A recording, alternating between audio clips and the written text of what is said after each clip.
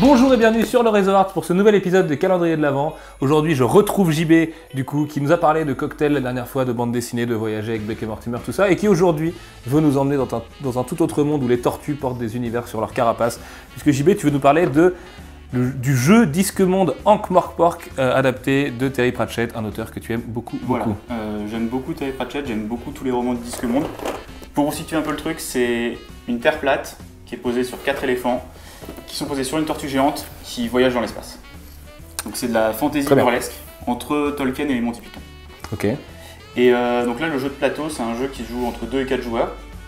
Et c'est un jeu de stratégie avec de la conquête de territoire et de quartier en fait, de la ville d'Ankh-Morpork, qui est la ville principale du Disque Monde.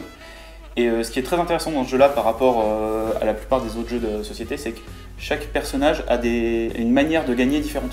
Okay. Donc tu tires ton personnage au hasard au début de la partie et tu vas avoir un personnage où tu vas devoir contrôler tous les quartiers. Okay. Un autre où tu vas devoir gagner beaucoup d'argent ou un autre par exemple où... Parce que ça reprend des persos de Terry Pratchett. Oui, voilà, ça reprend l'univers. C'est vraiment l'univers des persos que les gens connaissent, qui ont lu les romans. Okay, voilà. Et là, tu as un autre personnage moi, que j'aime beaucoup. C'est ton but, c'est que le jeu ne s'arrête pas. Okay. Tu joues le responsable de la police et du coup, tant qu'il y a une espèce de situation où personne ne se tue, bah, tu as gagné. D'accord. Mais donc t'as gagné tout le temps, non? T'as gagné dès le départ? T'as gagné en fait quand la pile de cartes est vide. D'accord, ok. Parce que le jeu se joue à tour de rôle, chacun pioche une carte qui va déclencher un événement particulier. Et en fonction des quartiers que tu as achetés, de là où tu as placé tes pions, tu vas réagir de manière différente. Ok, c'est accessible comme jeu? Du coup, parce que Terry Pratchett étant un univers relativement accessible à partir du moment où on lit de la fantasy, mais ça ne l'est pas à la hauteur de la littérature mondiale. Enfin si, mais parce que c'est un immense auteur, mais tu vois ce que je veux dire, ça reste un truc de niche. Le jeu est un peu dans cette ambiance-là ou... C'est très simple, les règles sont très faciles et tu as des petites plaques en fait, de rappel pour chaque joueur avec les différentes actions dans un tour, donc tu peux facilement reprendre le truc.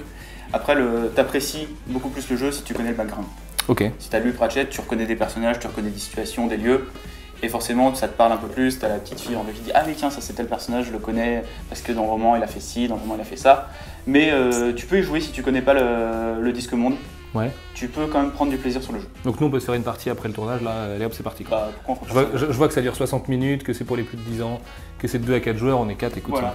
C'est parfait. C'est très familial en plus comme jeu, moi je le conseille d'abord aux fans du Disque Monde forcément, parce qu'ils vont vraiment retrouver un univers qu'ils connaissent et ça va vraiment leur parler, et il y a vraiment des petites références qui vont vraiment faire rire les joueurs.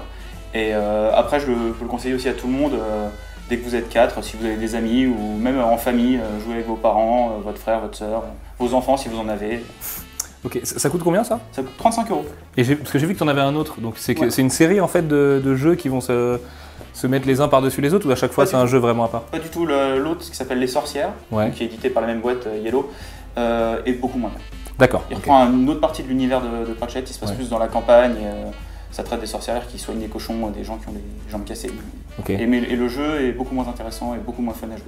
Ok, donc on reste sur celui-là, on reste sur Disque Monde Ankh-Morpork, édition Yellow par Martin Wallace, adapté de Terry Pratchett. J'ai très envie d'y jouer, je suis nul en jeu de plateau et tout, à part Risque et tout, et ça m'intéresse bien de découvrir ça. Donc 35 € on a dit, voilà. C'est ça? Très bien, bon bah écoutez, à Noël, jouez à des jeux et tout, ne faites pas que de lire de la BD ou de regarder des films ou ce genre de choses. Les jeux de plateau, c'est pareil, c'est un milieu qui vaut le coup de... Et puis en plus à Noël c'est parfaitement le genre de cadeau que vous avez envie d'emballer, de déballer, tout ça. Donc, un petit dimanche après-midi en famille avec un petit chocolat chaud. Ah ça c'est parfait pour un 25 décembre, c'est sûr que le 25 décembre vous ramenez un Disque Monde, vous jouez avec vos parents et tout, impeccable, succès garanti. Très bien, bon bah écoute je te remercie JB, et puis nous on se retrouve demain pour une nouvelle édition du Calendrier de l'Avent. Salut. Ciao.